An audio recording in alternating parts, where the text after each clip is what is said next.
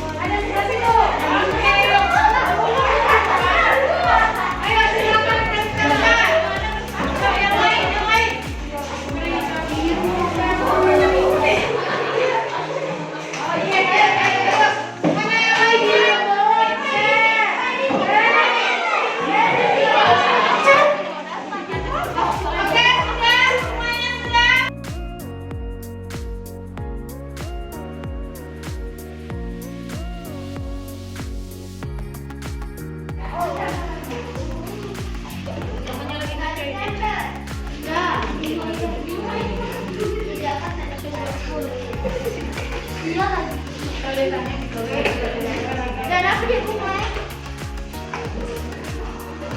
Adiknya lagi berubah.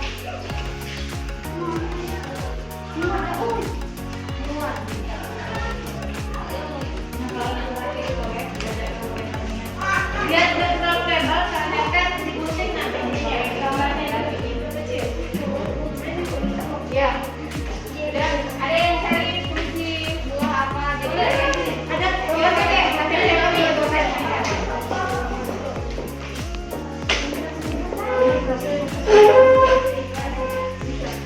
Saya mau jelasin. Saya itu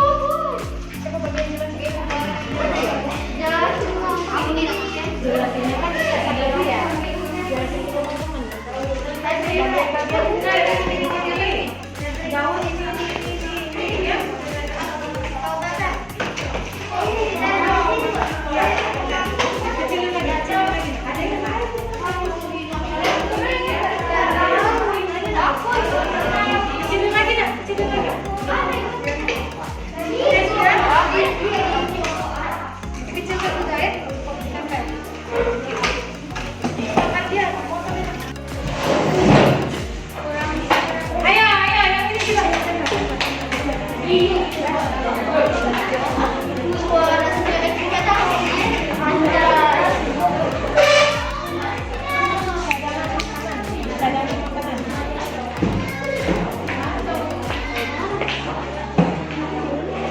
silakan perwakilan kelompok yang akan berjalan standby berdiri di posko sekali.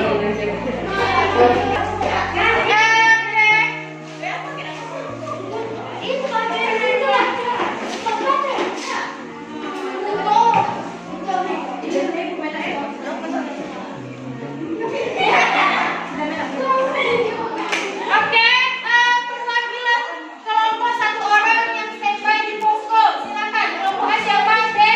D-nya siapa di sana standby nak? Ayo, D. C-nya siapa? Kalau di sini dekat sini. Oh, D.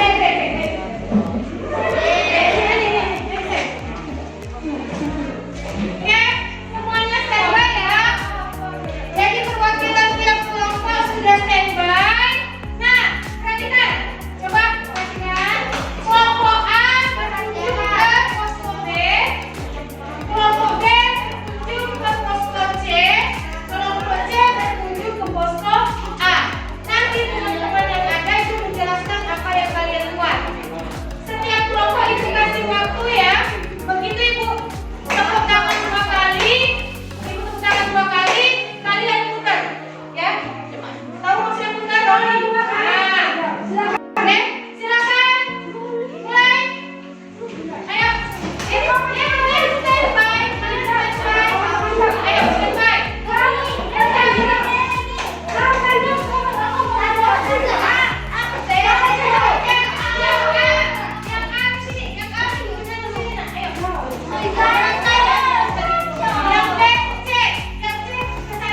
Ayo standby.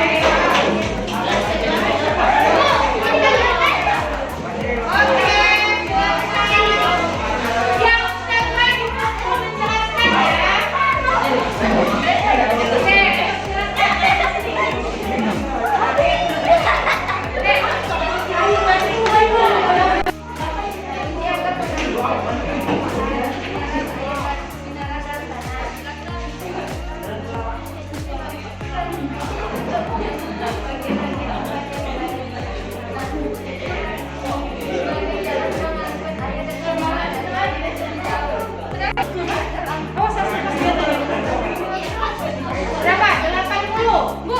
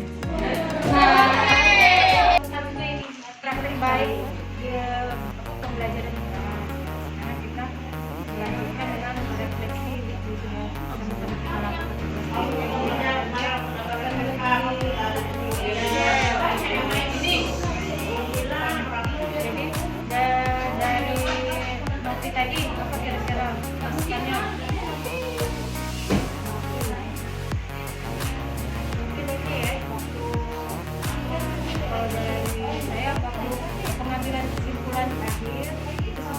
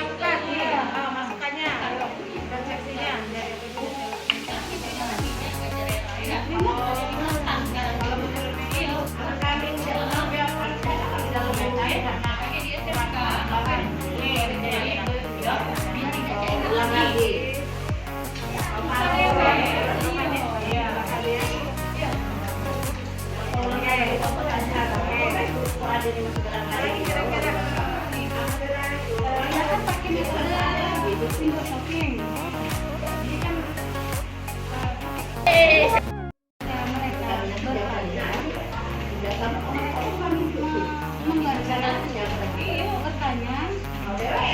bertanya mereka kasih jawabannya. Jadi disimpan di file ini. Setelah kamu tanya sama tuan rumah, setelah dapat penjelasan, mereka menggunakan file. Jadi tuan rumah dia poin dari ketiga kelompok ya. Ketiga kelompok ya, gitu. Nggak ada lagi.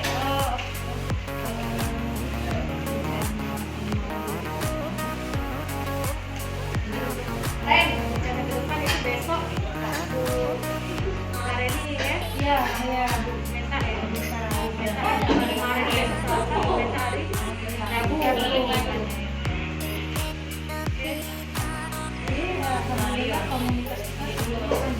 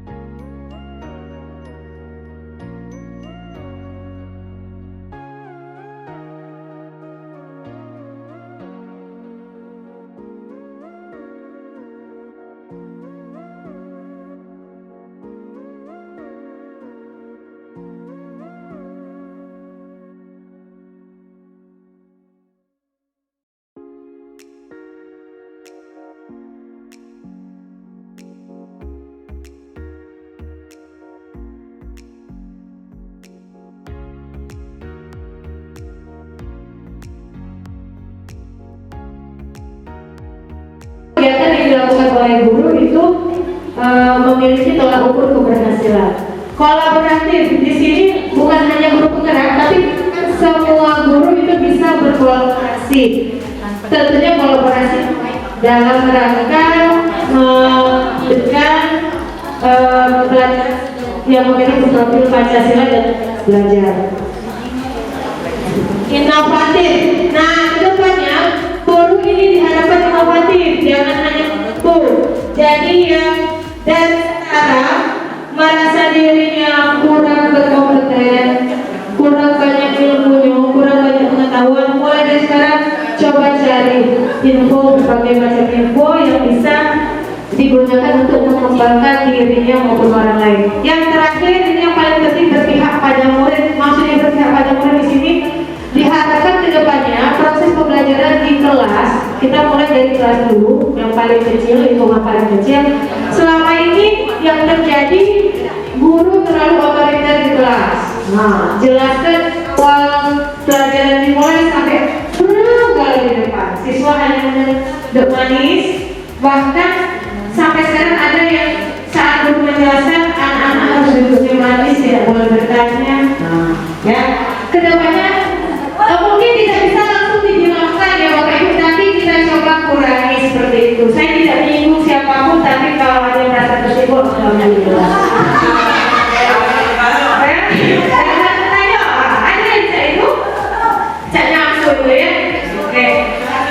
Selain itu, maksudnya berpihak pada murid, kita lihat kebutuhan anak didik kita Bapak Ibu. Tentunya dalam satu kelas itu kan sekitar 20-30 orang punya potensi yang berbeda-beda. Selama ini itu kalau ngajar, kalau nilai anak besar pinter, yang kecil bodoh. Nah, kedepannya Mas Nadi maunya guru itu menilai siswa itu melihat siswa bukan hanya dari akademiknya saja, tetapi dari potensi yang lain. Bisa jadi dari segi akademik dia kurang, dia susah ngitung, susah menghafal, tapi kita bisa lihat ya dari potensi yang lain. Coba gali, jadi tugas guru menggali potensi yang ada di peserta didik seperti itu. Dan satu lagi, kita ini selama ini guru, jujur saya pribadi pun suka malas melakukan remedial. Jadi setelah melakukan evaluasi harusnya kan ada kelanjutannya. Kalau anaknya kurang dilakukan remedial seperti itu. Nah, kedepannya hal ini harus dilakukan, mengingat itu kan potensi setiap anak berbeda-beda seperti itu Bapak Ibu. Dan kalau pernah itu kepala sekolah kita mengatakan, jika si anak tidak bisa mengerjakan tugas A, maka coba ganti dengan tugas B. Jika tidak bisa juga tugas B, ganti dengan tugas C. Jika sampai tugas C masih tidak bisa, coba tanyakan ke si anak, kau pajaknya apa? Nah, jangan boleh menguihan. Anak itu tidak ada yang bodoh, semuanya sama pintar. Tapi mungkin saat itu kita tidak belum bisa menemukan apa potensi yang ada di dalam diri si anak. Memang itu butuh waktu, butuh pendekatan seperti itu ya Bapak Ibu. Kita mengalami itu sih, kalau masih kelas 9 itu pindahan yang badan besar tinggi. Bukan. Siapa itu? Berapa tahun rombongan anti Matarazzi itu kalau tidak salah. Oh iya. Bukan Topik. Rombongan si Miko, sekelas Miko. Ada siapa? Jadi anak itu saya minta membuat waktu itu bukan Roni. Jadi saat dikumpul dia tidak kumpul. Saya tanya kenapa tidak kumpul, saya tidak bisa buat itu. Dan memang dari segi ini kurang. Jadi apa yang bisa kamu lakukan, apa yang bisa kamu kumpulkan untuk mengganti nilai tugas tadi. Ternyata Bu, saya mau mengumpulkan gelas aqua bekas di sekolah ini. Jadi aku keliling buku cari berapa banyak kau sanggup, 100 video. Langsung dia keluar keliling, tetapi dalam hari itu cuma dapat 35. Iya, nah, apa Bapak Ibu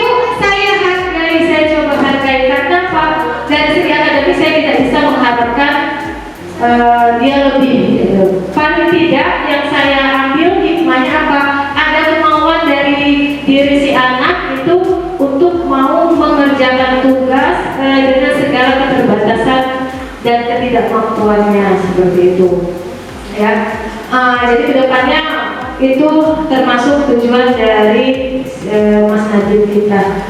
Nah, peran guru penggerak di sini ini juga saya harapkan bukan hanya peran sebagai dari guru penggerak saja, tapi semua kita yang ada di sini berstatus guru itu mampu melakukan peran ini. Jika 5 peran ini tidak bisa, paling tidak kita mulai dari 1 dulu. 1 bisa tambahkan 2, 2 bisa tambahkan 3. Pemimpin pembelajaran. Kalau pemimpin pembelajaran, sekolah kita itu sudah ada beberapa kali melahirkan guru-guru sebagai pemimpin pembelajaran. Pemimpin pembelajaran di sini bukan hanya pemimpin pembelajaran di kelas, tapi maksudnya ialah menjadi calon kepala sekolah.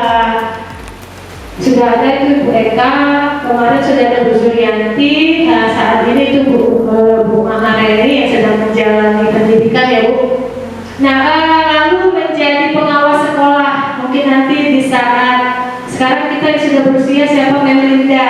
Nah, Memelinda mungkin saat sudah memasuki usia mendekati pensiun, sudah lelah bertugas mengajar, bisa jadi pengawas di sekolah, menghabiskan sisa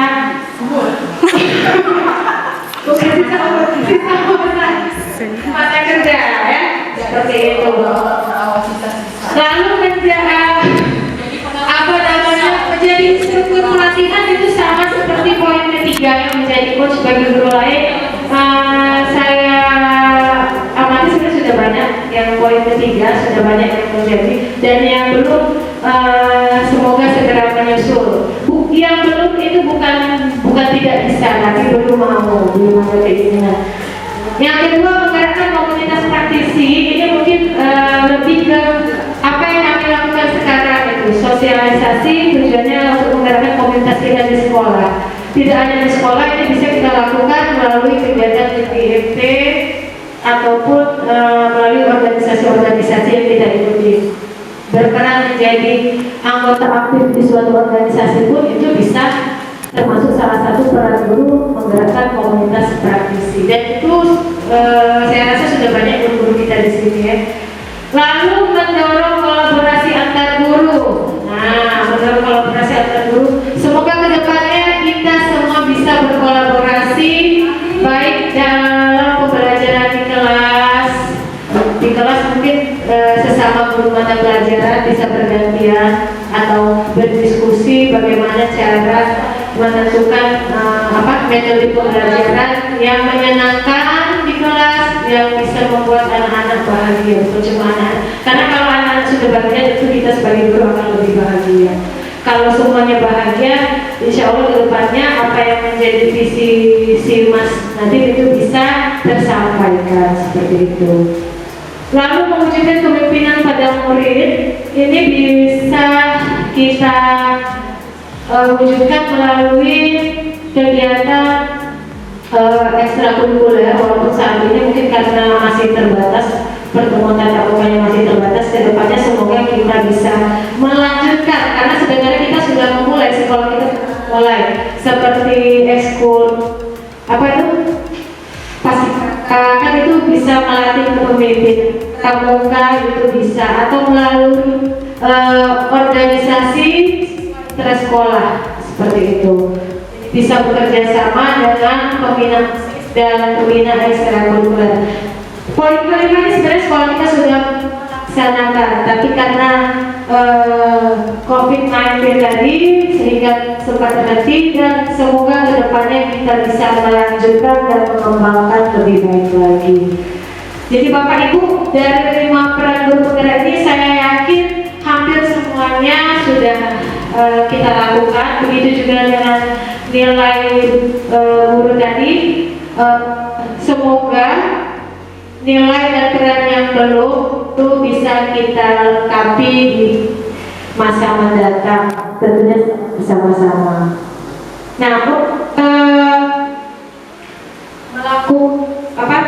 mengimplementasikan semuanya tadi, maka harus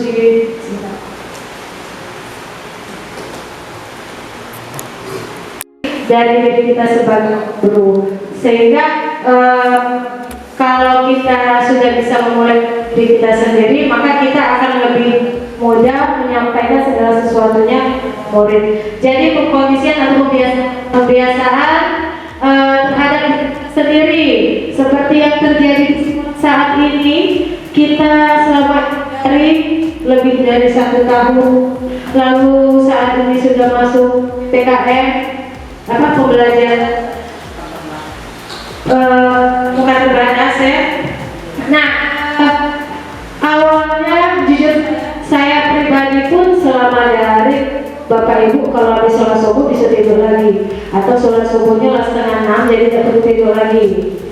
Nah, biasanya kan santai. Terus selama dari kita ke sekolah jam 8, jam 9, jam 10. Saat tatap muka terbatas, kita dituntut oleh aturan sekolah itu untuk lebih pagi, jauh lebih pagi dari biasanya. Jujur tentu sangat sulit, tapi kita coba. Pemerintah membutuhkan guru-guru yang mau bergerak, tergerak, dan menggerakkan, dan itu dimulai dari sekolah terlebih dahulu dan dari diri kita. Saya sama Bu Maharani itu hanya mengawali saja, mencoba mengawali. Namun akhirnya nanti itu kembali ke diri kita masing-masing. Apakah kita mau melakukan perubahan, apakah kita mau berubah, atau kita masih mau seperti yang dulu seperti itu. Dan satu lagi Bapak Ibu, untuk berubah itu tidak dibatasi oleh waktu, tidak dibatasi oleh usia, tidak dibatasi oleh kemampuan maupun pengetahuan. Perubahan itu kembali kepada diri kita masing-masing, mau atau tidak. Semuanya dalam proses belajar. Jadi bukan hanya murid yang belajar, tapi kita sebagai guru pun harus belajar menjadi guru yang baik. Kalau kalimat guru yang baik sebenarnya gampang, tapi ternyata implementasinya itu tidak semudah yang kita ungkapkan seperti itu, Bapak Ibu. Jadi kedepannya melalui sosialisasi ini, saya dan Bu Maharani berharap ada perubahan dari diri kami dan dari diri teman-teman sekalian. Setelah ada perubahan, kita sama-sama berkolaborasi melakukan perubahan untuk sekolah, baik itu dari segi SDM manusianya maupun dari kualitas kelulusan pelajar yang kita luluskan, pelajar yang kita lahirkan. Jadi kedepannya berharap murid yang kita luluskan, yang kita nyatakan selesai pendidikannya, tidak hanya memiliki intelektual tinggi, tetapi juga berkarakter dan berbudi pekerti. Tidak hanya murid, begitu pun juga dengan kita guru-gurunya. Kalau kita sudah bisa menjadi contoh teladan dan panutan untuk murid, maka untuk menjadikan murid memiliki keenam profil pelajar Pancasila itu bukan suatu hal yang terlalu sulit lagi seperti itu. Apalagi kita mewujudkannya secara bersama-sama. Baik Bapak Ibu, itu saja dari saya. Semoga apa yang kami kerjakan hari ini bermanfaat bukan hanya untuk kami, bukan hanya untuk guru, untuk kita semua, untuk murid-murid kita dan untuk sekolah kita, untuk kemajuan bersama. Saya akhiri. Wassalamualaikum warahmatullahi wabarakatuh. Jika ada yang ditambahkan, ditanyakan.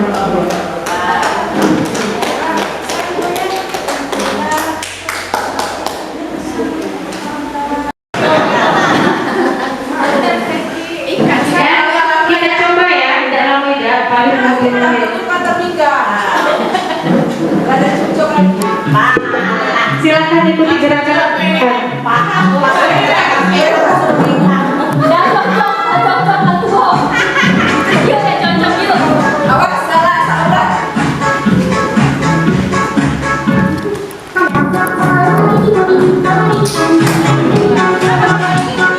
Thank you.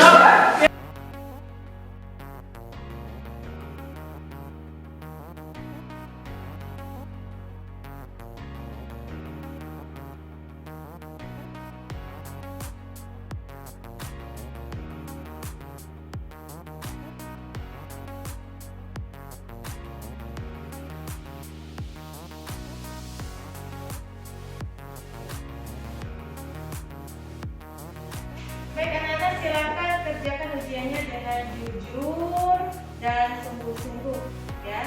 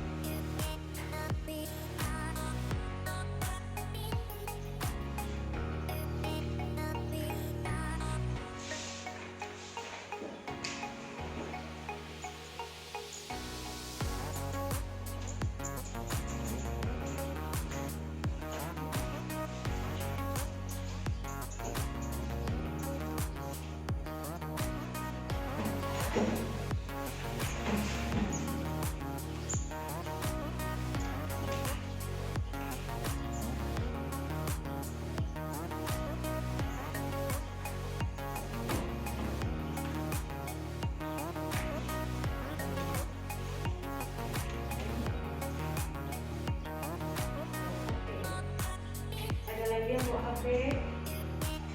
Tidak ada. Oke, yang lain lanjutkan.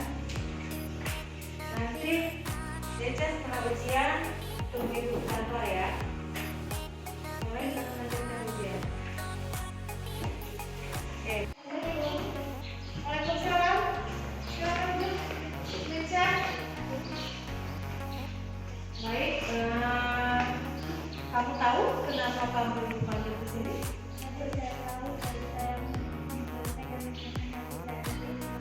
Ya, baiklah jika kamu sudah tahu kenapa dipanggil ini. Sebenarnya soal-soal ujian yang kamu kerjakan tadi itu sudah pernah indikasi pada posisinya sebelumnya. Bahkan dari beberapa soal itu sudah pernah dijadikan tugas kalian di rumah.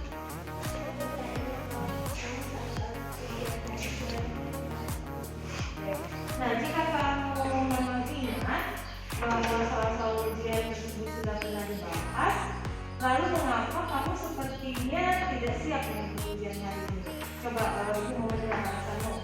Begini Bu, saya sudah 2 kali ujian jadi saya belum sempat belajar ulangan materi pelajaran untuk ujian hari ini. Oke, baiklah Deca, jika itu yang menjadi alasanmu, Ibu mengerti.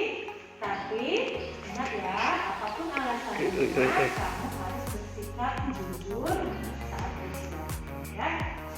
Saya sudah janji tidak akan mengulangi kesalahan. Bagus jika kamu sudah menyadari kesalahanmu. Nah, selanjutnya apa yang akan kamu lakukan untuk memperbaiki ujian nanti? Saya bersedia mengikuti ujian ulang untuk memperbaiki ujian hari ini. Saya berjanji akan menerima soal ujian nanti dengan sendiri. Oke, baiklah jika kamu yang meyakini akan melakukan hal tersebut, itu akan memberikanmu kesempatan untuk mengerjakan ujian yang aman ya. Nanti jika kamu sudah merasa sehat dan sudah siap untuk melakukan ujian, kamu beritahu Ibu ya. Nanti kita akan melakukan ujian. Terima kasih Bu atas perhatiannya. Baik, sama-sama Deca. Oke, hati.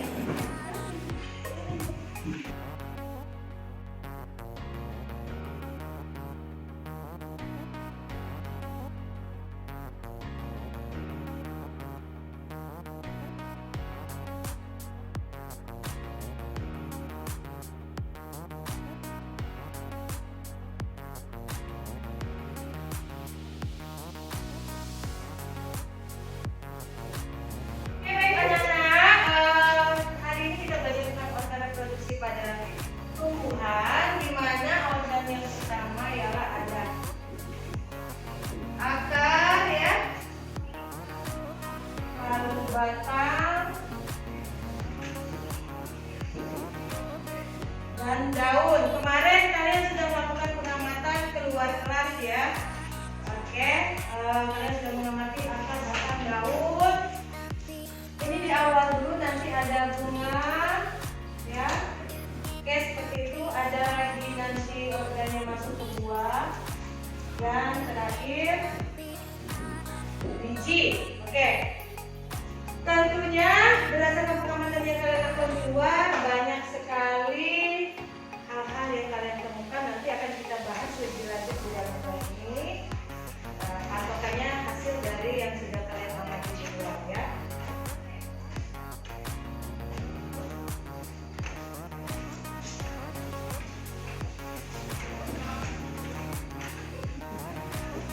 Tidur ya, ibu lagi jelasin, tadinya tidur. Oke, lihatin ke depannya Nak ya. Waalaikumsalam Mas Zaki. Oke, silakan duduk. Udah ngobrol sebentar ya. Tadi saat kegiatan belajar di kelas, ibu lihat kamu tertidur. Oke, padahal selama pelajaran langsung itu ibu baru sekali memberikan pelajaran. Apa kamu menyadari kalau kamu sudah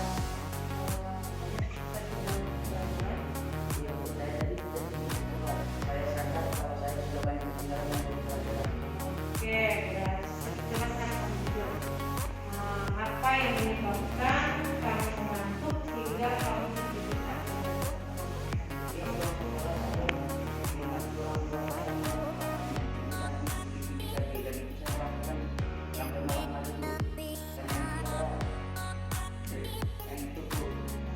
Kamu kurang istirahat ya karena itu. Baiklah, jadi ibu bisa memaklumi jika keadaan seperti itu. Apakah kamu sudah menyadari kesalahanmu? Oke, selanjutnya apa kamu akan terus menerus seperti itu? Tidur di kelas? Tidak, Bu. Saya akan berusaha memperbaiki waktu antara belajar kerja dan istirahat sehingga saya tidak mengulangi dengan kesalahan saya. Dan saya mengikuti kegiatan belajar di sekolah dengan baik meskipun saya membantu orang tua saya. Namun saya perlu mengabaikan tugas utama saya belajar atau sekolah. Jadi kamu menjadi kesalahan kamu dan kedepannya kamu ingin memperbaiki diri. Walaupun kamu membantu orang tua, kamu tetap tidak akan mengabaikan belajar di sekolah karena itu bukan tugas kamu sebagai siswa ya. Baiklah, jika kamu meyakini hal tersebut, ibu akan membantu dan mendukungmu untuk lebih fokus dalam belajar. Oke, sama-sama Zaki. Silakan kembali ya.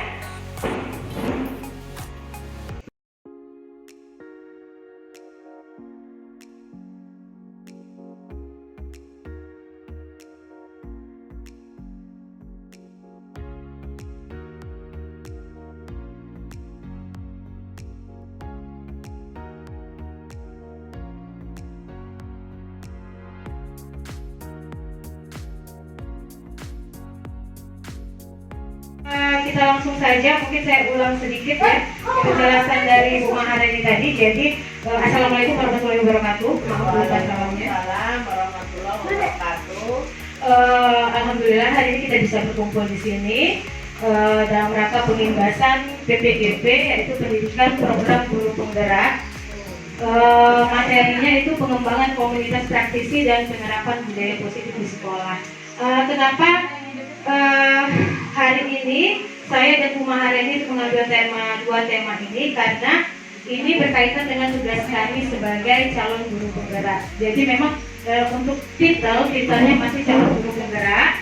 Nanti setelah dinyatakan lulus 9 bulan ke depan baru titelnya berubah menjadi guru penggerak. Tapi untuk judul kenapa saya buat PPGP, karena memang pendidikan ini diberi nama pendidikan program guru penggerak. Jadi bukan program calon guru penggerak seperti itu. Takutnya nanti ada salah persepsi ya.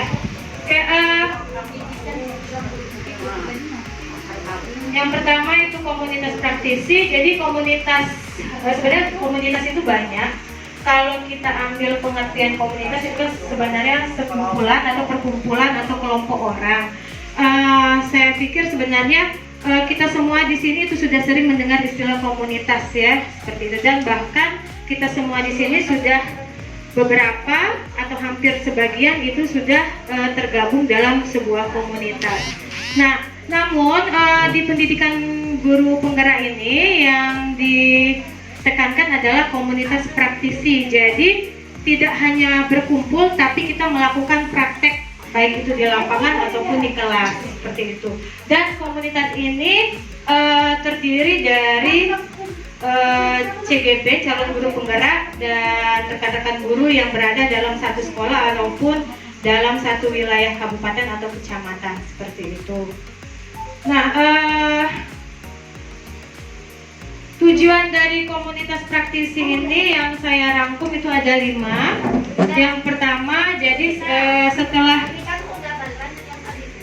tujuan komunitas praktisi, jadi jadi tugas kami berdua Bu Maharani ini diminta untuk membentuk komunitas praktisi di sekolah. Nah, sebenarnya harusnya sosialisasi ini dilakukan beberapa minggu yang lalu, tapi karena kita bertabrakan dengan PTS ya, jadi baru bisa sekarang. Alhamdulillah secara sederhana komunitas praktisinya sudah kami coba bentuk, tapi baru mengajak 2 orang guru, Bu Meta dan Bu Novi. Di situ kami mencoba berdiskusi dan melakukan praktik baik mengajar di kelas. Jadi di komunitas praktisi ini Bapak Ibu, kita sesama anggota itu saling mengedukasi, saling memberikan dukungan, saling memberikan motivasi, saling berbagi ilmu seperti itu. Jadi kalau kita tidak mau berbagi ilmu, sulit untuk bergabung dalam komunitas praktisi ini. Apa saja ilmunya, apa saja yang kita punya, seperti itu. Tergantung komunitas apa yang kita bentuk di sekolah, seperti itu. Dan membentuk komunitas praktisi ini tidak bisa asal bentuk, tapi kita harus tidak semua komunitas itu bisa disebut komunitas praktisi. Syarat sebuah komunitas bisa disebut komunitas praktisi itu ada 3. Yang pertama ada kesamaan tentang hal penting, baik itu tujuan, visi, ya, persamaan atau perbedaan cara mengajar di dalam kelas. Lalu di dalam komunitas itu harus ada norma atau aturan yang kita sepakati bersama sebagai anggota. Yang ketiga, ada pengetahuan atau ilmu yang dikembangkan sebagai hasil kegiatan. Nah, jadi apabila komunitas praktisinya sudah dibentuk, itu nanti yang kita lakukan di dalam komunitas itu yang pertama berbagi masalah. Jadi kita sesama anggota bercerita dulu. Misalnya saya ke Bu Meta, di kelas, aku ngajar IPA di kelas, tapi kan sama-sama serumpun ya, sama-sama IPA. Meta, Cak Mama kalau ngajar di kelas ini masalahnya apa yang galak ditemuin? Nah, mungkin kata Meta, Bu, kalau di kelas itu aku pakai metode ini kayaknya tidak bisa deh, tidak sampai atau materinya tidak bisa selesai atau apa. Nah, nanti saya juga berbagi seperti itu. Tidak harus satu rumpun, tapi bisa juga berbeda mata pelajaran. Jadi tidak ada batasan mata pelajaran ya, seperti itu. Nah, nanti kalau kita sudah berbagi masalah, lalu mengembangkan proses untuk mencari penyelesaian masalah, lalu tindakan keduanya merumuskan tindakan apa yang akan kita lakukan ke depannya. Lalu berbagi pengalaman menjalankan praktik. Jadi saat berbagi pengalaman ini, misalkan di dalam anggota itu ada, seperti kemarin kami berempat. Jadi saat Bu Meta melakukan praktek pengajaran dengan metode yang dia gunakan dan materi yang dia tentukan sendiri, kami bertiga itu ikut masuk ke dalam kelas. Jadi, tapi kita masuk ke dalam kelas bukan sebagai supervisor ya, bukan sebagai supervisor.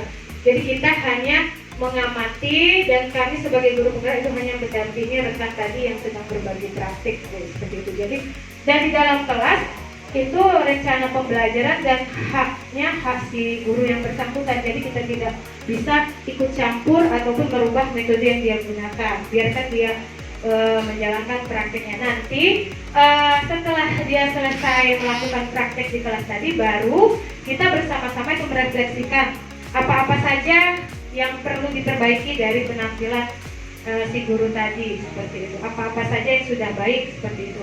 Tentunya nanti refleksi ini bisa kita jadikan tolak ukur untuk perbaikan kegiatan komunitas praktisi ke depannya. Jadi ini bukan kegiatan individu, tapi lebih ke kelompok, seperti itu. Nah, jangan lupa setiap kegiatan yang kita lakukan itu harus didokumentasikan, baik itu berupa foto, video, ataupun ada notulennya. Oke, Bapak Ibu, mungkin itu untuk komunitas praktisi. Jadi sebenarnya saya dan Bu Maharani itu berharap kita sama-sama bisa membentuk sebuah komunitas di sekolah sesuai dengan kebutuhan guru-guru yang ada di sekolah ini. Apapun itu, bisa jadi misalnya komunitas untuk meningkatkan pengembangan diri guru. Nah, berarti kita kedepannya akan melakukan kegiatan IHT. Nah, IHT kan di sini sudah ada Ibu Eka sebagai struktur nasional, bisa nanti sebagai narasumber, kan sebagai narasumbernya bisa. Seperti Ibu Nurmi suka mengikuti pelatihan aplikasi video, pembuatan video. Nah, itu nanti IHT berikutnya Bu Nurmi itu bisa menjadi narasumber. Seperti itu. Anissa, guru bahasa Inggris, bisa jadi dia narasumber untuk jadi tentor bahasa Inggris buat rekan-rekan guru yang lain. Jadi di sini kita berbagi hal yang positif. Oke, sebenarnya banyak materinya Bapak Ibu, jadi saya coba sampaikan semampunya saja. Nah, yang kedua budaya positif. Jadi kami para CJP dan mengajak rekan-rekan semuanya untuk menumbuhkan budaya positif kita di sekolah. Gitu.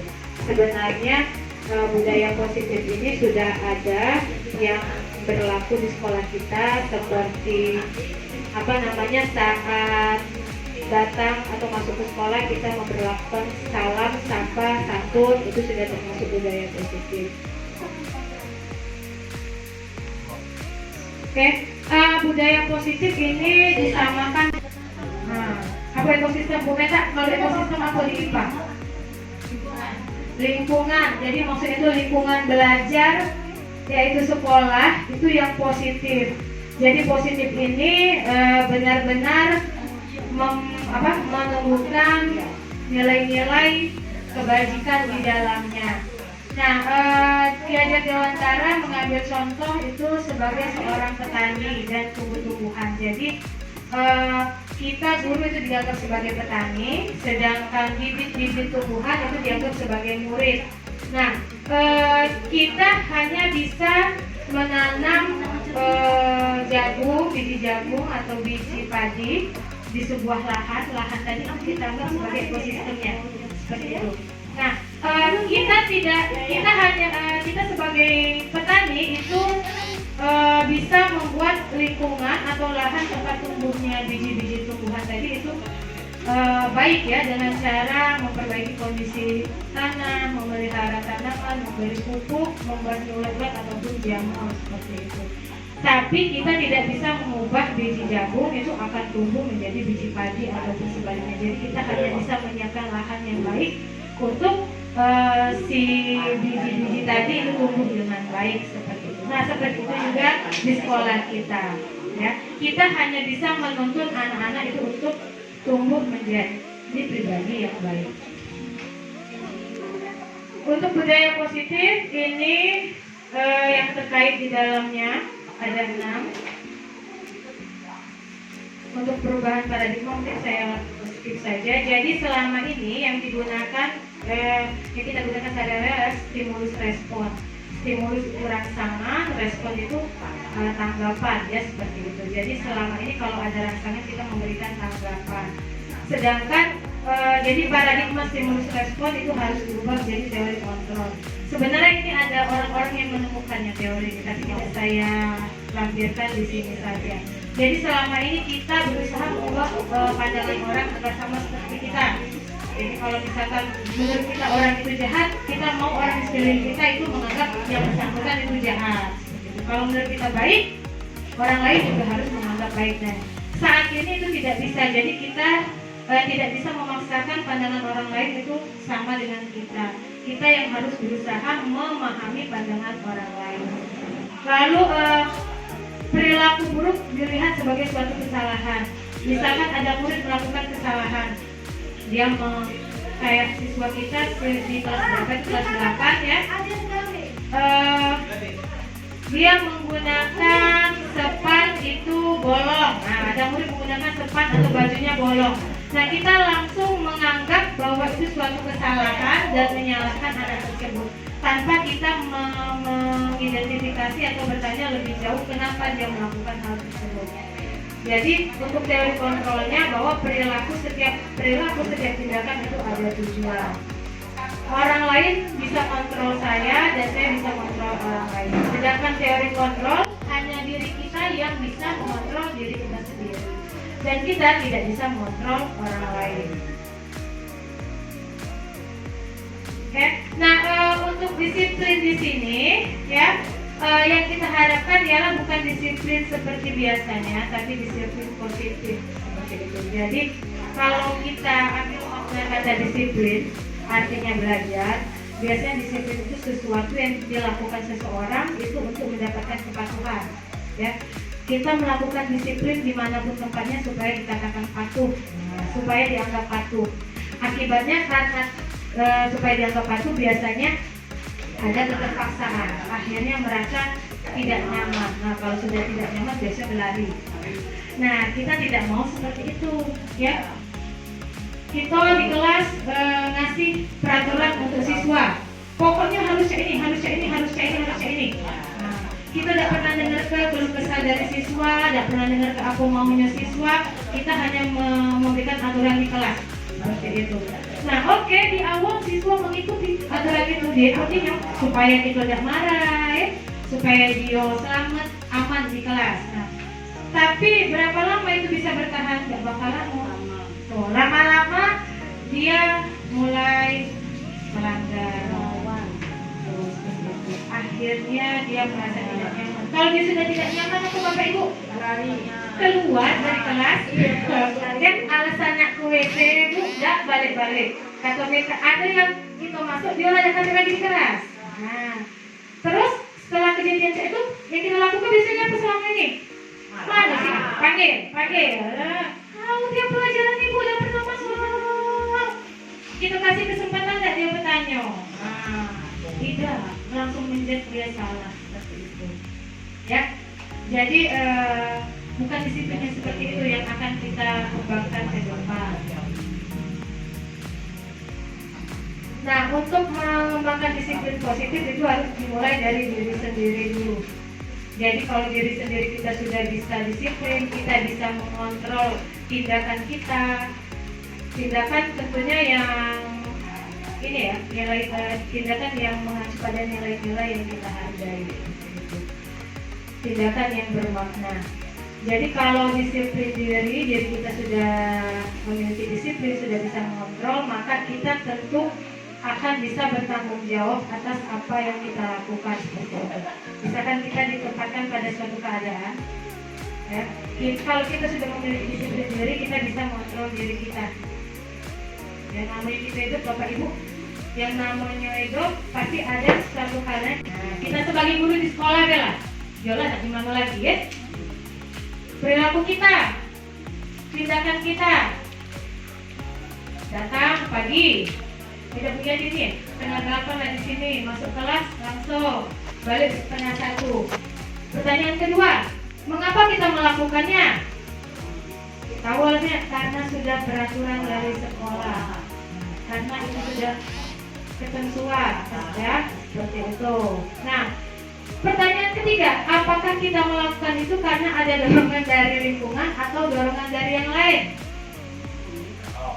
Dari biasanya di awal dari luar. Ya. Kenapa? Itu tadi.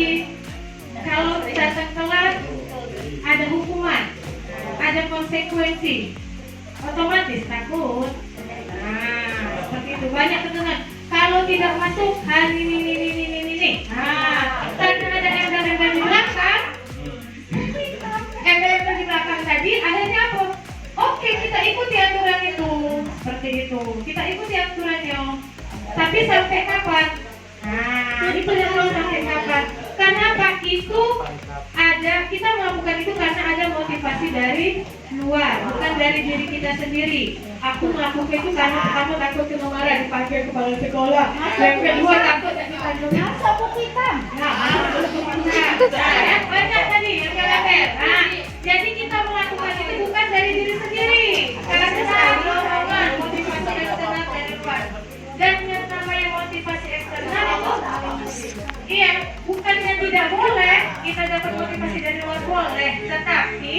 sebaik-baiknya motivasi adalah motivasi yang berasal dari diri kita sendiri. Itu biasanya akan bertahan lebih lama.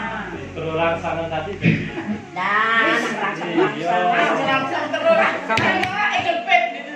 Cepet dari sini. Tapi dia lebih cenderung lihat ini kayaknya. Nah, setiap manusia berperilaku itu biasa didasari ada 3 motivasi ini Bapak Ibu ya. Yang pertama, untuk menghindari ketidaknyamanan dan hukuman. Nah, yang tadi. Sama siswa juga itu kan? Itu motivasi eksternal. Kalau aku tidak cak ini, kira-kira bakal dia apa ya? Bakal dihukum apa ya? Yang kedua, mendapatkan imbalan dari orang lain. Nah, anak-anak siapa yang ngasih tugas duluan? Ibu kasih coklat. Nah, itu artinya oke, Bu, gawe cepet. Ya? Jadi tadi deh motivasinya dari luar eksternal, bukan dari diri dia sendiri. Aku melakukan itu karena aku dapat coklat. Nah, imbalan. Yang pertama karena takut dihukum pasti tidak berjalan lama, ya. Yang kedua karena dapat imbalan tidak akan berjalan lama juga. Kenapa? Di saat guru tadi tidak memberikan imbalan, tidak menjadikan imbalan atau penghargaan, sudah, ya, tidak lagi semangat mau receh itu juga gitu kan. Yang ketiga, nah yang ketiga nih yang harus jadi harus ada motivasi dari diri sendiri, ya. Kita itu melakukan itu, aku nih belajar sungguh-sungguh ngambil tugas supaya apa ya? Oh iya, supaya aku bagus ya, supaya aku jadi juara. Tapi kalau kedepannya lulus, pintar, tuh ya, bisa apa namanya? Bisa bekerja dapat pekerjaan dengan baik, membahagiakan orang tua. Nah itu biasanya motivasi seperti itu ini lebih bertahan lama.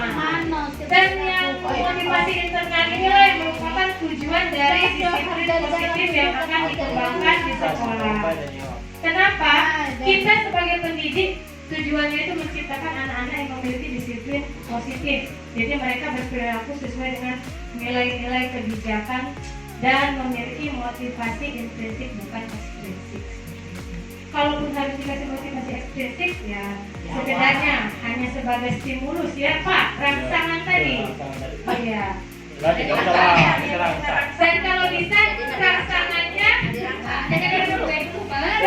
Aku dari mulai.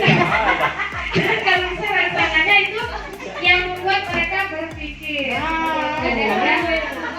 Nak dirasakan. Jadi kalau murid-murid kita sudah memiliki motivasi internal, tentunya dia tidak bakal pengaruh. Ada kalau misalkan dia tidak melakukan itu bakal ada hukuman atau tidak, bakal ada penghargaan atau tidak, itu tidak akan berpengaruh buat dia. Jadi, ya, dia akan terus maju ke depan. Nak dirasakan tidak maju tuh. Nah itu. Kayak dulu Pak, dari lama itu udah dulu kata berarti Pak, tapi dulu aja ya. Kata jangan mau kasih langsung. Oke Bapak Ibu, lanjut. Jadi dari perilaku atau tindakan yang kita lakukan di sekolah itu lama-lama akan menjadi sebuah kebiasaan ya, sebuah kebiasaan. Nah kebiasaan nanti itu yang namanya perilaku positif akan menjadi kebiasaan yang positif dan menumbuhkan melahirkan budaya yang positif. Budaya yang positif ini kita perlukan untuk menciptakan lingkungan yang positif.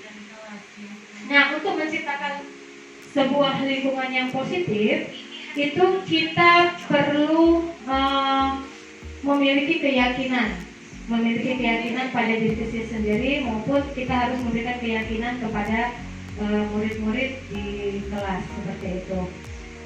Jadi yang kita perlukan, yang kita harus berikan kepada murid itu berupa keyakinan. Kenapa diberi nama keyakinan kelas? Karena keadaannya kondisinya di dalam kelas. Kita dari skup kecil dulu, bukan peraturan kelas. Karena peraturan kelas itu tadi cenderung memberikan hukuman atau penghargaan, dan itu sebenarnya tidak akan bertahan lama. Keyakinan kelas PS peraturan. Mengapa tidak peraturan saja? Mengapa harus keyakinan kelas? Sekarang ada 2 pertanyaan. Mengapa kita memiliki peraturan harus menggunakan helm bila mengendarai kendaraan roda 2? Kenapa Bu? Bu Nurmi, ya Pak Imam. Pak Imam punya Pak Imam, coba jawab pertanyaan pertama. Nisa, bantu Nisa. Mengapa Pak Imam kalau mengangkat pakai helm enggak? Pakai lampu, Pak pakai helm. Supaya dari para polisi. Untuk keselamatan saudara.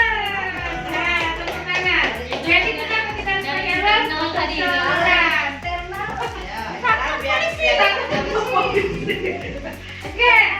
Nah, ya.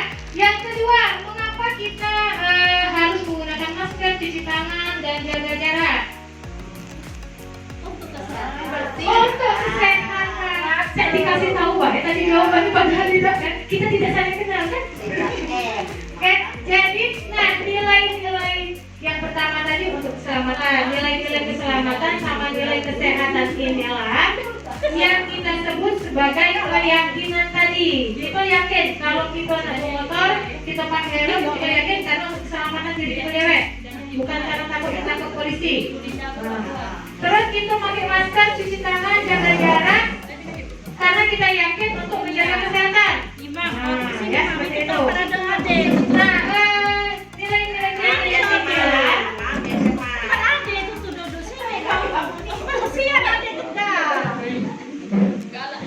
Oke, nilai-nilai keyakinan tadilah yang merupakan motivasi intrinsik yang akhirnya bisa menggerakkan seseorang untuk melakukan sesuatu tanpa dia menghiraukan hukuman atau peraturan. Tahu Nisa. Kasih jarak Nisa.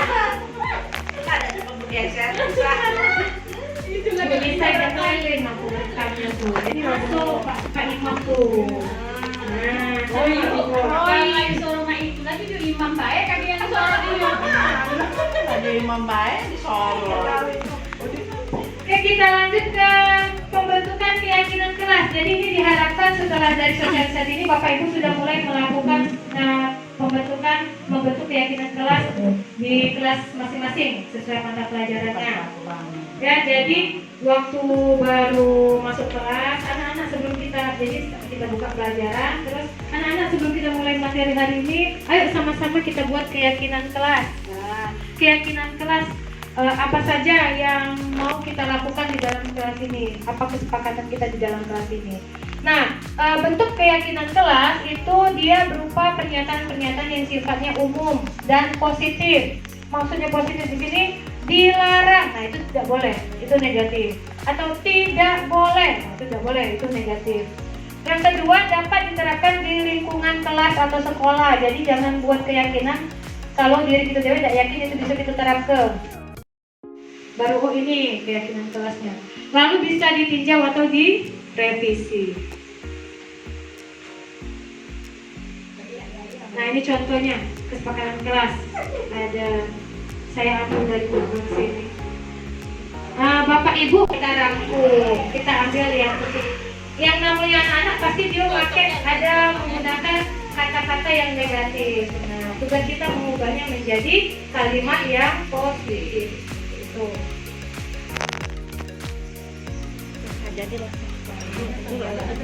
Kalau kita beda tahu itu apa? Jadi untuk menciptakan budaya positif, kita harus tahu dulu kebutuhan murid-murid kita di sekolah ini apa. Yang pertama survival atau bertahan hidup, ya seperti itu. Yang kedua belonging, cinta dan kasih sayang. Betul nggak pemerintah ini bahasa Indonesia? Belonging. Aku bingung sebenarnya. Dan di modul kami memang belonging. Nah, sedangkan kalau cinta itu love, ya. Kasih sayang itu apa? Valentine. Bingung juga ngapa jadi belonging itu. Lalu kebutuhan yang kelima fun, kesenangan. Jadi baratnya Bapak Ibu jangan ke murid kita yang laku nih baik menbegawi terus dan ada senang-senang ada berjalan ya kalau jalan stres. Bertahan hidup, kalau bertahan hidup, nah nyambung lah kalau bertahan hidup tuh makan. Benar. Nah kalau cinta kasih sayang perlu diperhatikan, perlu disayang. Yang kalau anak-anak itu ditembak langsung. anak-anak belum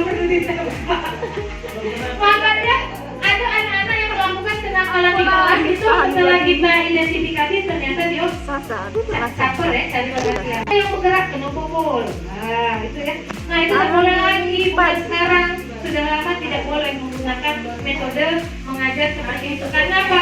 Karena anak itu kebebasan. Ada anak yang belajar dia pelita hati. Nah, pelita hati. SD-nya lagi. Ini soal saya ambil dari modul. Jadi kenapa namanya Doni? Memang dari sana namanya Doni, Bapak Ibu. Lupa ganti belum? Masuk. Daripada kita diganti nama lain, nah kesalahan ya. Oke, nah, sedang bingung menghadapi ulah salah satu murid di kelas. Nah, beberapa anak di kelasnya datang padanya dan mengeluhkan kalau Doni ini galak minta bekal makan siang mereka dengan paksa. Oh, malaki. Jika Anda menghadapi situasi seperti Ibu Ambar, apa yang akan Anda lakukan? Menurut Anda, kira-kira apa alasan Doni melakukan hal itu? Kebutuhan dasar apa yang sedang berusaha dipenuhi? Bertahan hidup bisa. Ini power bisa. Power bisa. Balik ke sini berarti. Nah, ada galau. Ada, kurang bisa beda nih, kurang kasih. Nah, sebagai guru yang kita lakukan apa? Setelah mendengar kawan-kawan tadi datang, yang kita lakukan panggil. Ibu tahu. Setiap manusia itu pasti punya salah. Ibu juga punya salah. Nah, kira-kira kesalahan yang dia lakukan itu apa? Tanya dulu. Oke, dia ngomong, Bu, aku ngambil makanan kawan ini. Nah, kalau ngelakuin itu pasti ada alasannya. Alasannya apa? Nah, Bapak Ibu, kalau jawaban si Doninya, Bu, aku ngambil makanan kawan karena aku udah lapar. Tadi pagi jadi injuk emak aku sarapan. Nah, itu masuk kebutuhan bertahan hidup. Kalau misalkan si Doni jawabnya lain lagi, dia jawabnya, Bu, aku melakukan itu, Bu ya. Kalau aku nganggu kawan, terus kawan-kawan ngadu ke ibu manggil aku. Nah, ini lain-lain aku. Berarti dia kan senang diperhatikan oleh kawan sama ibu gurunya. Berarti masuk cinta dan kasih sayang. Atau misalnya kata ibu, aku senang baik Bu oleh kawan-kawanku marah, kesel sama aku. Nah, berarti dia kesenangan. Penguasaan power itu bisa. Kalau alasan dia dengan mengambil itu dia menunjukkan kalau dia itu lebih kuat dari kawan-kawan yang lain ya. Kalau kebebasan misalnya, Bu, aku malah dibawa ke sebenarnya sama makanan oleh ibuku tapi aku bosan karena yang dibawa kayak itulah. Nah, aku tertarik dengan makanan kawan-kawan yang lain. Itu dia masuk kebutuhan kebebasan. Nyecep, bukan nyecep nambahnya. Apa nih? Power tapi bisa itu. Karena ini Bapak Ibu posisi kontrol. Jadi kita sebagai guru harus bisa memposisikan diri sebagai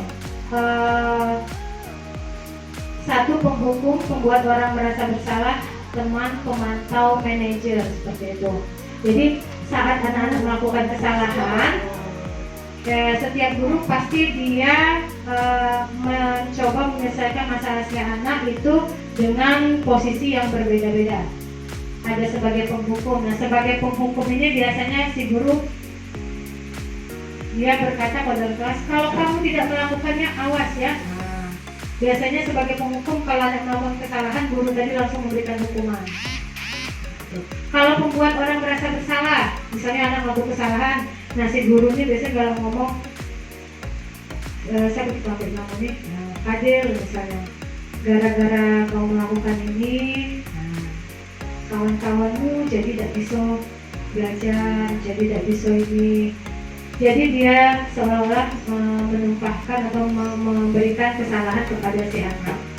Lalu posisi sebagai teman. Nah, kalau sebagai teman, kita sebagai guru itu memposisikan diri bahwa kita ini posisinya sama dengan mereka, mencoba memahami apa yang menyebabkan si anak melakukan hal tersebut. Kalau sebagai pemantau kita, jadi di saat anak melakukan kesalahan, kita hanya menegurnya sebentar, lalu melaporkannya kepada wali kelas atau kepada kepala sekolah. Nah, yang terbaik dari lima posisi ini adalah sebagai manajer. Sebagai manajer, jadi kita panggil si anak, kita tanyai dulu apa kesalahan yang sudah dia lakukan, lalu kita tidak memberikan dia hukuman. tidak juga memberikan konsekuensi, tapi kita memberikan tawaran. Misalnya ada anak kita yang ke sekolah harusnya kan bersepatu hitam, ini dia bersepatu putih. Nah, saat si guru berada sebagai posisi manajer, dia manggil anaknya, dia tanya dulu, kamu sudah tahu kan peraturan di sekolah ini apa? Harus pakai seragam warna hitam. Terus kenapa kamu pakai putih? Kita dengar dulu alasannya apa, seperti itu.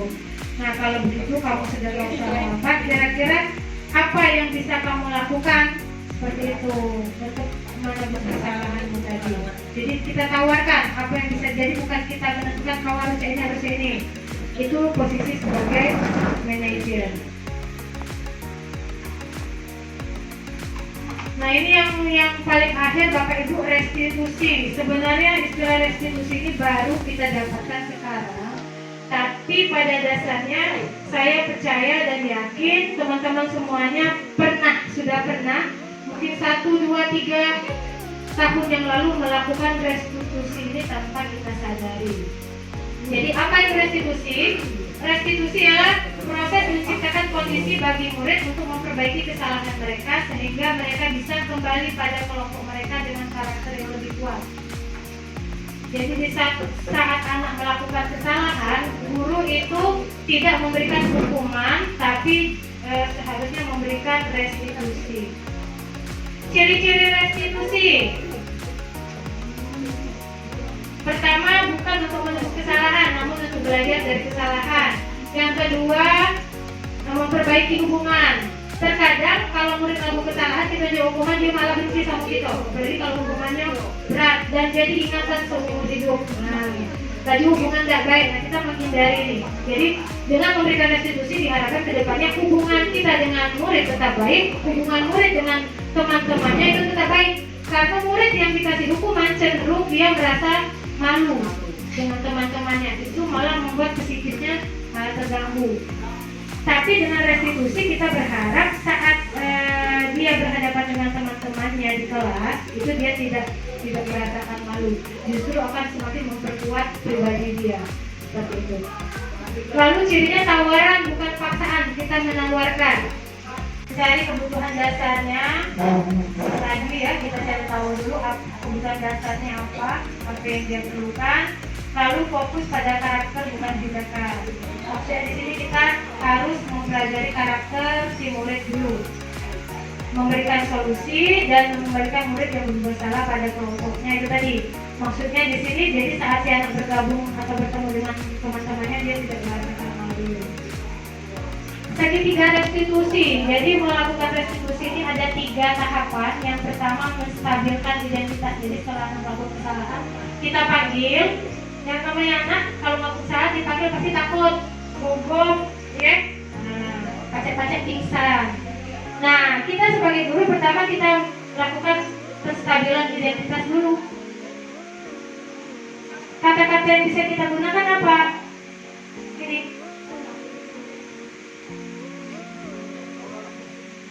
Di awal untuk membuka percakapan waktu itu berbuat salah, misalnya imam, sini nak, imam,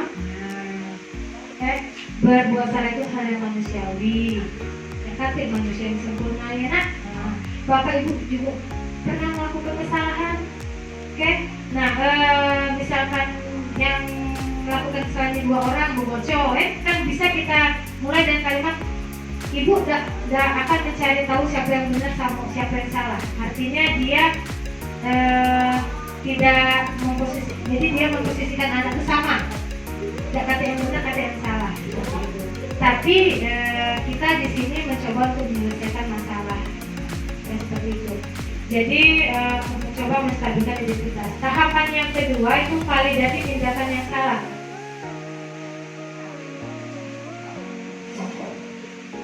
Nah, kalimat yang atau pertanyaan yang bisa kita ajukan ke anak, sebenarnya kamu bisa melakukan yang lebih dulu, tapi kamu tidak mau melakukannya kan? Misalnya dia mencuri mencuri permen temannya. Kita bisa mengatakan sebenarnya kau pacak baik kan, maling mencuri lebih dari permen ini, bisa mencuri uang, bisa mencuri HP, tapi Ibu yakin kau udah bakal melakukannya. Jadi kita kasih dia motivasi dulu di awal. Terus Ibu yakin kamu pasti punya alasan mengapa melakukan itu, ya. Terus yang lain itu banyak. Maukah kamu belajar cara lain untuk mendapatkan yang kamu butuhkan tanpa harus memukul, misalnya berbocor. Misalnya si A tadi kepengen barangnya si B, kalau B tidak menjawab lagi dipukulnya. Nah, untuk validasi tindakan yang salah itu bisa kita mengeluarkan kalimat atau pertanyaan, maukah kamu belajar cara lain untuk mendapat yang kamu butuhkan tanpa harus memukul. Tindakan ketiga dari restitusi adalah menanyakan keyakinan. Baik. Judulnya salah itu apa gue? Menanyakan keyakinan. Apa nilai yang kita percaya di kelas atau di sekolah kita? Atau kita kembalikan ke keyakinan kelas? Coba diingat-ingat Imam. Keyakinan kelas yang sudah kita buat apa? Seperti itu. Dari keyakinan kelas yang sudah kita buat, kira-kira yang mana yang belum Imam lakukan, yang belum Imam penuhi? Seperti itu. Terus saat kamu melakukan kesalahan tadi, kira-kira kamu jadi orang seperti apa? Seperti itu. Jadi kita bukan menjudge-nya. Ini kamu salah nih. Ya. Biarkan anak menyadari kesalahannya terlebih dahulu. Seperti itu. Kalau anak sudah sadar, jadi pertama menstabilkan identitas. Begitu anak datang, ya, kita stabilkan identitasnya dulu, jangan langsung dimarahi. Seperti itu. Baru yang kedua validasi tindakan. Kita buat anak menyadari apa yang menjadi kesalahan dia, apa yang menjadi alasan dia melakukan hal tersebut. Kalau dia sudah tahu alasannya apa, sudah tahu kesalahannya apa, dan sudah tahu alasan dia melakukan kesalahan apa, baru kita tindakan yang terakhir tadi, ya Bapak Ibu, menanyakan keyakinan. Jadi kalau kamu sudah tahu kesalahan apa, alasannya apa, seperti itu, kira-kira kedepannya kamu masih mau seperti ini? Kalau misalnya tidak Bu, nah, jadi macam mana nak ke depannya nak? Kalau cari nilai terus kan, nah jadi aku Ige. Tapi dalam menggunakan ini ya, intonasi yang slow. Kalau misalnya kalimat yang sama, jadi mana Jendela? Besok mana jadi aku? Jadi mana jangan ke depannya? Bukan restitusi itu ya Bu, kalimatnya baik. Tuh, ada lagi takut anak tadi kan. Jadi ke depannya kau tak cakap mana? Iya. Nah, kaki kan anak, iya Bu. Aku berjanji tidak akan melakukan kesalahan lagi Bu. Nah, ini. Memang di awal pasti Bapak Ibu ada saja anak yang tidak menepati janjinya, tidak menepati keyakinannya. Tapi kita sebagai guru terus berusaha ya supaya anak tadi bisa menjalankan kesepakatan yang sudah dia buat. Nah, dari poin-poin tadilah kita berharap kedepannya sekolah kita ini bisa menerapkan budaya positif dimulai dari kelas ke-3. Mungkin itu saja Bapak Ibu yang bisa saya sampaikan. Atas perhatiannya saya ucapkan terima kasih. Apakah ada pertanyaan? Ini 22 menit.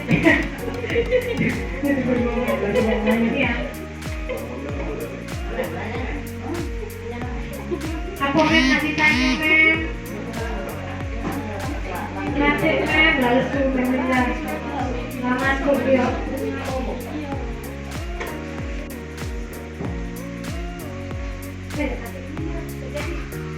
Jakarta ini ya Bapak Ibu lupa. Jakarta suara pakai. Bisa ya? Ada. Dari sini bisa.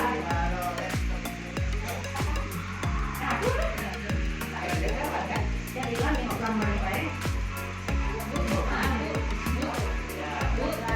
Kopi. Mau berapa gelas? Mau diracik yang bagaimana? Dengan apa Bu? Dengan ini.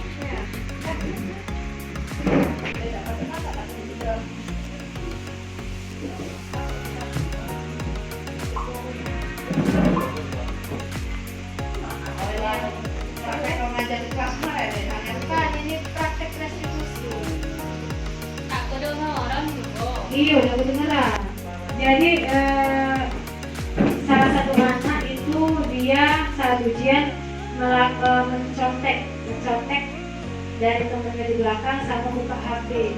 Di sini si artisnya si Deca kelas 81. Deca ketahuan tuh HP. Dia tuh manis ya. Deca tuh manis, banyak bunyi. Sekali bunyi. Kita cepet ke baik. Nah, ini ambil HP-nya. Untung mau masker, anaknya senyum. Oke, sudah ujian dipanggil. Sebenarnya panggil cacatnya di kantor, Bapak Ibu. Saya pakai nama. Nah, di sini saya melakukan restitusi dengan 3 tahapan tadi: menstabilkan identitas, lalu validasi tindakan yang salah, dan yang terakhir tadi. Saya dapat forum.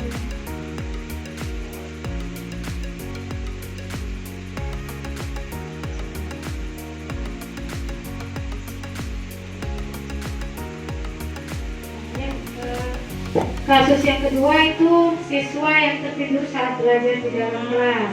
Ini modelnya juga anak kelas 81. Ini walinya siapa? 81? Miftah. Itu si cowok yang belakang si siapa namanya lupa. Yang besar tinggi ganteng. Ega ya. Tahu yang besar tinggi Deca ganteng. ya. Ega yang ganteng. Ujung sini. Gue tahu kali. Yang cantik yang ganteng. Iya, yuk. Bolehnya kan masuk kan lu aku kan. Enggak, lu hebat adik. Lu masukin. Ini nanya siapa nih? Gitu. Ini kunci kok. Ada enggak ya? Siapa tuh? Nah ini. Bukan Ega. Bukan kan? Bukan Ega.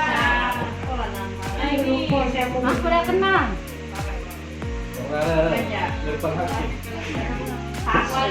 Tasren. Tak semua pertama itu tuh Raji orangnya.